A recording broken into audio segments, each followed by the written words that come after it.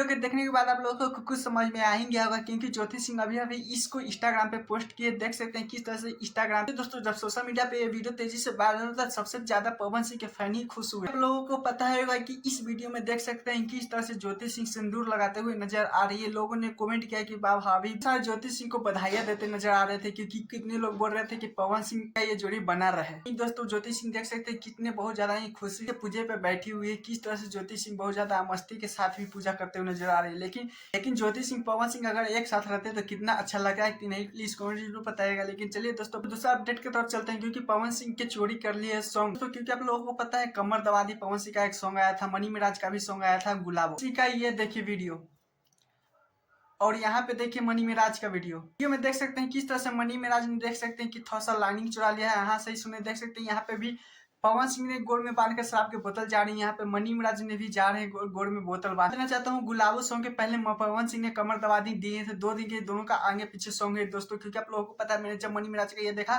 तो मैंने सबसे पहले बोल दिया कि चोरी का है। यहाँ से कॉमेडी में भी जाकर देख सकते हैं, क्योंकि वहां पे भी भरा हुआ है कि पवन सिंह का चोरी कर लिया गया है, पवन सिंह का चोरी कर लिया गया है। लेकिन आप लोगों ने इस वीडियो को तो देख ही लिया है। वीडियो को देखने के बाद आप लोगों को क्या लगता है कि मनी मिराज ने चोरी किया है या नहीं, प्लीज कमेंट जरूर बताइए। और हाँ, मेरे से पहले तो सब्सक्राइब वीडियो को लाइक कीजिए ऐसे अपडेट वीडियो